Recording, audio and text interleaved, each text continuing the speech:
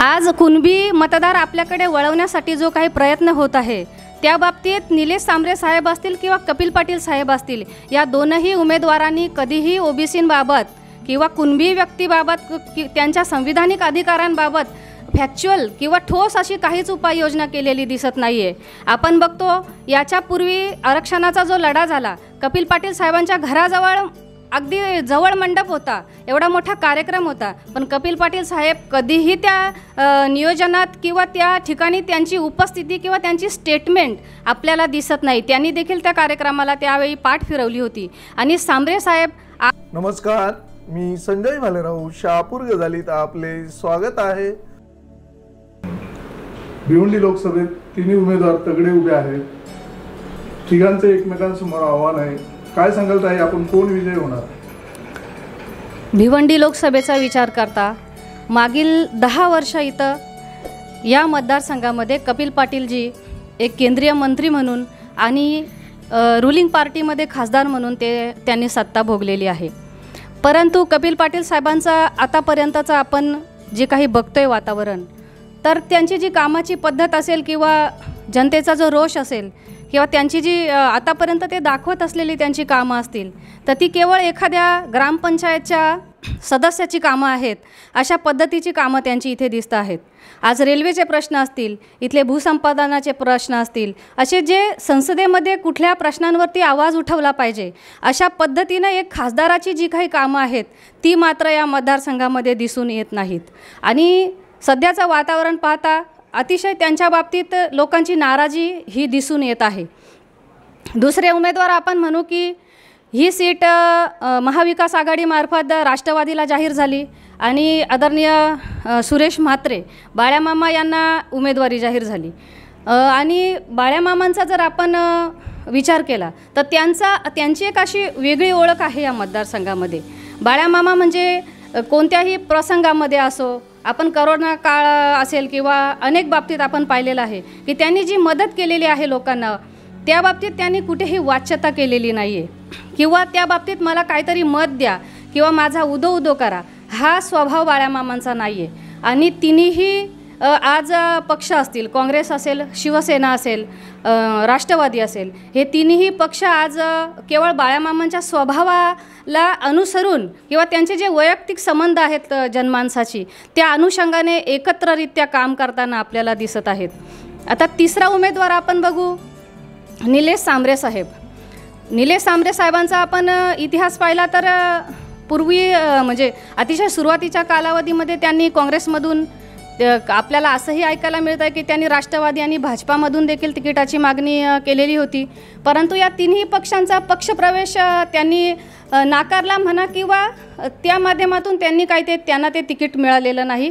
आणि त्याच अनुषंगाने त्यांना जे काही पक्षाचं एक AB फॉर्म म्हणा किंवा चिन्ह म्हणा ते मिळालं नाही। आणि मग सरते शेवटी 2 फॉर्म त्यांनी काँग्रेसचे भरले आणि बाकी अपक्ष फॉर्म भरले। शेवटी AB फॉर्म नसल्यामुळे त्यांचे ते दोन्ही फॉर्म रद्द होऊन आणि आज ते अपक्ष उमेदवार म्हणून आपल्यासमोर आहेत। आपण आता बघतोय की पालघर असेल, ठाणा असेल, आपल्या ग्रामीण भागातील एक ठेकेदार म्हणून निलेश सांबरे हे अत्यंत अपयशी ठरलेले आहेत। वाडा मनोर रस्ता असेल, आपला शहापूर खोपोली असेल, आपल्या ग्रामीण भागातले अनेक छोटे मोठे रस्ते असतील, आमचा वासिंचा मुख्य रस्ता असेल, माझ्या माहेरच्या ठिकाणचे मंजूर रस्ता आहे, चांदे असेल, वैताकवाडी असेल, असे अनेक रस्त्यांची जी काही छोटी मोठी कामं असोत किंवा दोन्ही जिल्ह्यांमधली कामं असोत त्या कामांच्या बाबतीत मात्र ते अपयशी आहेत। आणि हे आता मूळचा त्यांचा मतदारसंघ हा पालघर आहे, परंतु आज ते भिवंडी आपल्या मतदारसंघामध्ये येऊन त्यांच्या कामाचा जो काही गाजावाजा करत आहेत आणि तो गाजावाजा करता करता आता त्याच्यात कुठे कमी पडतात का काय म्हणून त्यांनी जातीवादी त्यांच्या लोकांनी प्रचाराला आता साथ घातलेली आहे। आता कुणबी एका किंवा कुणबी माणूस उभा आहे म्हणून त्याला मतदान करा, अभी नाही तो कभी नाही, याच्यापुढे आपली सत्ता येणार नाही किंवा कुणबी लोकाला आपल्याला कुठेतरी नेतृत्व मिळणार नाही, अशा पद्धतीने त्यांनी प्रचार चालू केलेला आहे आणि त्यांच्या ज्या आपण मुलाखती बघतो त्या एका वेळेला ते म्हणतात मी काँग्रेसमध्ये जाईन, दुसऱ्या वेळेला वेगळं स्टेटमेंट करतात, कधी याला भाजपची बी टीम ठरवतात, कधी त्याला भाजपची बी टीम ठरवतात आणि अशा पद्धतीचा गोंधळ त्यांनी एक जनमानसामध्ये निर्माण केलेला आहे. आज कुणबी समाजाचा जर आपण विचार केला 6 लाखाच्या आसपासचं मतदान या दोन्हीही मतदार पालघर असेल आणि भिवंडी मिळून कुणबी मतदान आपण बघतोय. परंतु या मतदानाच्या जेव्हा ते कुणबी लोकांना आव्हान करतात, मागच्या 2 महिन्यापूर्वी आरक्षणाचा एक विषय आपल्या महाराष्ट्रामध्ये गाजत होता, तेव्हा दस्तूरखुद्द निलेश सांबरे यांनी या आरक्षणाच्या बाबतीत चकार शब्द देखील काढलेला नाही किंवा त्यांची अधिकृत अशी स्टेटमेंट देखील कुठेही आलेली नाही. आज ज्या समाजामध्ये तरुण वर्गामध्ये विशेषतः कुणबी हा अजेंडा राबवला जातोय, परंतु हे चुकीचं आहे. लोकसभा ही काही एका कुणबी मतदाराने निवडून देण्याचा विषय नाही. लोकसभेचा उमेदवार हा प्रत्येक जात धर्म पंथ यांचा प्रतिनिधित्व त्या लोकसभेमध्ये संसदेमध्ये करत असतो आणि केवळ तुम्ही एका जातीच्या मतांवर समाजामध्ये वातावरण कलुषित करून जर निवडून यायचं स्वप्न बघत असाल तर ते अतिशय अयोग्य आहे. एक ठेकेदार म्हणून आपण जी समाजसेवा दाखवता, पण ठेकेदार म्हणून आपण अपयशी आहात, कुणाचे अपघात होतात, कुणी तरुण मरतो, हा देखील आपला एक समाज बांधव आहे. याच्यावर मात्र ते अजिबात बोलायला तयार नाहीत. आणि आता ते करत असलेली समाजसेवेबद्दल आपण बोलू. त्यांची एवढी समाजसेवा जर आहे तर अनेक शासनाच्या योजना आहेत की त्याच्या माध्यमातून ते पेशंट किंवा अन्य लाभ घेतात. अनेक कंपन्या आहेत की ज्या CSR फंड देतात, त्याच्या माध्यमातून देखील त्यांना त्या समाजसेवेसाठी मदत होते. कधी कधी त्यांची विधानं तर एकदम हवेत असतात की मी 5,000 माझ्या अकॅडमीतून पोलीस भरती झाली, पण महाराष्ट्र शासनाने तेवढी भरती केले का हो? असे अनेक ज्या काही गोष्टी आहेत त्या संशोधनाचा विषय आहे. त्यांच्या याच्यामध्ये फॉर्ममध्ये त्यांची अधिकृत संपत्ती त्यांनी 113 कोटी 14 कोटी काहीतरी दाखवलेली आहे. जर त्याच्यातून ते 80-90% जर समाजसेवा करतात तर मग एवढे कोणता असा व्यवसाय आहे की त्याच्यातून एवढा उत्पन्न आपल्याला मिळतं आहे? हे देखील पाहिलं पाहिजे. समाजाने भावनिक होता कामा नये. आज आपण बघतोय देशामध्ये अतिशय लोकशाहीचं वातावरण हे धोक्याचं निर्माण झालेलं आहे आणि तिथे जर मतविभाजन झालं तर मात्र त्या मतविभाजनाचा फटका हा महाविकास आघाडीला बसू शकतो.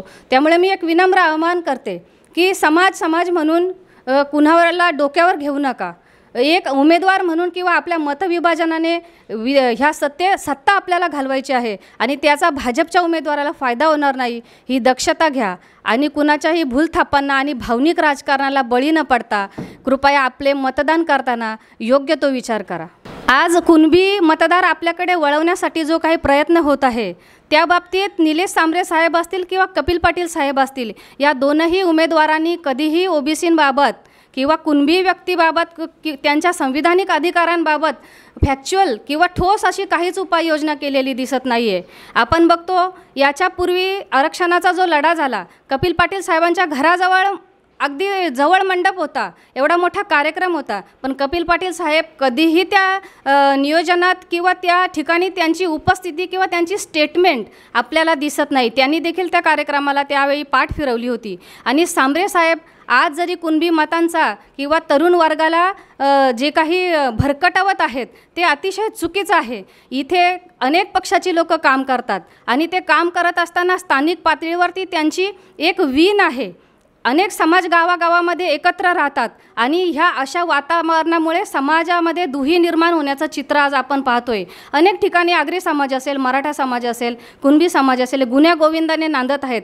परंतु हे वातावरण आता जे निर्माण केलं आहे त्याच्याने समाजामध्ये द्वेष पसरत आहे आणि हे चुकीचं राजकारण तुम्ही करू नका. मे बी तुम्ही निवडून आल्यावर कुठे जाल, तुमची नौका कुणाच्या किनाऱ्याला लावाल हे जनता जाणतेच, परंतु याच्याने तुम्ही ह्या क्षणिक तुमच्या राजकारणामुळे समाज वातावरण ढवळून काढत आहात. आणि आधी कुणब्यांचा कुणालाही कैवार आलेला नाही हे कुणबी बांधवांनी देखील समजून घ्या. कुणीही आपल्या इतकी समाजसेवा दाखवतो किंवा करतो त्या माध्यमातून ते आपल्याकडे मतांची अपील करतच आहेत. त्यामुळे इथे फुकट काहीच नाही आहे आणि फुकटपेक्षा एक सस्टेनेबल विकास कसा करता येईल याकडे लक्ष दिलं पाहिजे. आणि आताचं जर वातावरण आपण पाहिलं तर एक वाटतं की कुणबी बांधवांनी आता जातीय राजकारणाला बळी न पडता महाविकास आघाडीचे जे उमेदवार आहेत त्यांच्या बाबतीत सकारात्मक विचार करून आणि आपली जी मतदान आहे ते विभागलं जाणार नाही आणि महाविकास आघाडीचा उमेदवार कसा निवडून येईल याकडे लक्ष द्या. कारण ही हुकुमशाही आपल्याला घालवायची आहे. तिथे आपलं एक महत्त्वाचं आहे. आणि असं जर आपण जातीय राजकारण करत राहिलो किंवा भावनिक होऊन जर आपल्या मतांचं विभाजन होत राहिलं तर ते फार नुकसानदायक आहे. जातीचे कार्ड घेऊन यापूर्वी आपण 2 निवडणुका लढलेल्या आहेत, पण त्याच्यात आपल्याला निष्पत्ती काय मिळाले? आदरणीय विश्वनाथ पाटील साहेब अगदी लहान थोरापासून जनता त्यांच्या पाठीमागे होती, परंतु त्याच्याने समाज अजून बॅकफूटवर जाईल, साध्य काहीच होणार नाही. त्यामुळे महाविकास आघाडीला अतिशय पोषक वातावरण आहे. मागच्या 2 निवडणुकांचा जर आपण इतिहास पाहिला तर जातीय राजकारणाने कुणीच पुढे गेलेलं नाही. निलेश सांबरे हे स्वतःच्या फायद्यासाठीच आपण म्हणूया, कारण एक पेन वही दिली तरी ते फोटो काढतात आणि त्या बदल्यात आज ते गावागावामध्ये आपली मतं मागत आहेत. आणि जातीय राजकारणाचा मागचा आपला अनुभव पाहता आदरणीय विश्वनाथ पाटलांच्या वेळेला खूप मोठा समाज किंवा एक वातावरण त्यांच्या बाजूने असताना देखील पाटील साहेब निवडून आले नव्हते.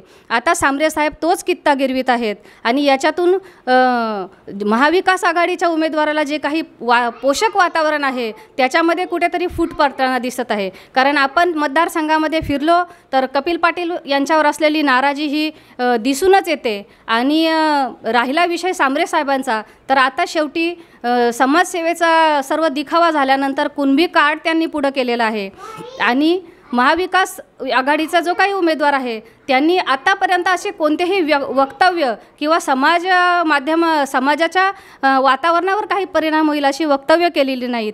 त्यामुळे सध्या तरी असंच दिसतंय की महाविकास आघाडीचा उमेदवार जो आहे तो निवडून येण्याची शक्यता अधिक आहे. कारण जातीचे राजकारण हे टिकत नसते आणि जातीच्या राजकारणाने कोणत्याही समाजाचं भलं नाही. एक पोषक समाज जर तुम्हाला निर्माण करायचा असेल तर आपल्याला सर्वांना सोबत घेणं गरजेचं आहे. या देशाचं संविधान आपल्याला वाचवायचं आहे. या देशातली लोकशाही आपल्याला वाचवायचं आहे. आणि संविधान लोकशाही टिकली तर आपले जाती टिकतील, प्रवर्ग टिकतील, तुमचे आरक्षण टिकतील. अन्यथा हे सर्व धोक्यात आहे. आणि अशा वेळेला आपण केवळ जातीच्या नावाने किंवा क्षणिक जातीय तेढ जी निर्माण केली जाते आहे तिच्या भावनेच्या भराला जर बळी पडत असू तर ते अतिशय घातक आहे.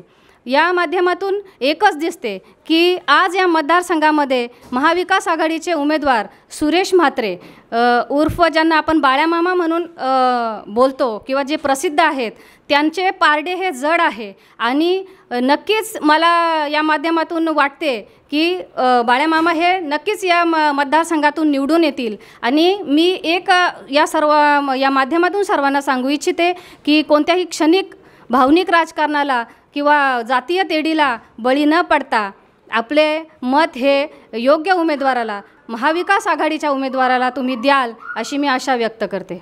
ताज्या घडामोडींसाठी पाहत राहा शहापूर गजाली. धन्यवाद.